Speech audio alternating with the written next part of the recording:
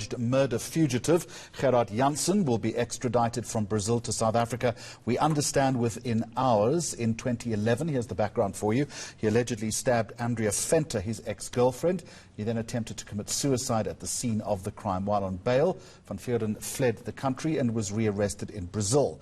eNCA's Lindokuhle Xulu is on that story for us, live from OR Tambo International. Extradited from Brazil to South Africa, when are we expecting an arrival? Well, Jeremy, what we know so far is that the accused has landed, but is just being processed inside. And you are right in saying that this case started in 2011 when that incident took place, and there is a timeline that I think we need to fill.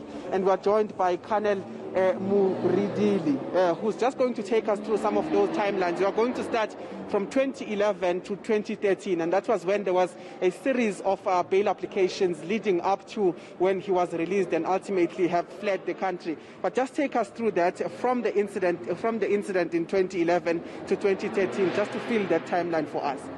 Okay, thank you, Lindokuhle. So what happened is this incident occurred in 2011 May. It's reported that it looked like the couple were having a fight, and then the Andrea left the house and went to the security gate to seek safety there. But then he followed her there, and then when he got there, he then allegedly slapped her and then tried to kill himself. But he was taken to hospital for treatment, and then he was to stand trial. And you said already that he got bail, I think, on several occasions. He got bail after we have tried to oppose that bail on several occasions. Then after he got bail, and when he was about to stand trial, then he left the country using fraudulent documents. Fleeing the country in 2013 using fraudulent documents, as you said. He, in fact, ran into trouble on the other side. Just take us through his troubles with the law in Rio de Janeiro in Brazil, where he fled to.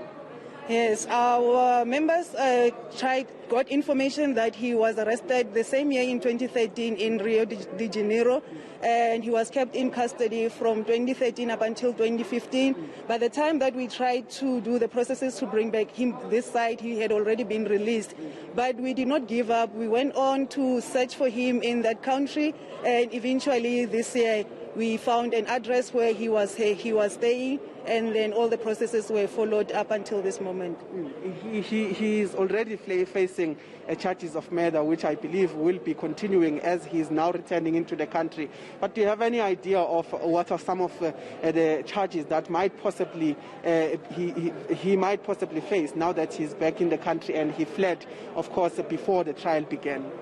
He is attending court on Monday, so I believe that on top of the murder charge, the court will decide what more charges to put against him.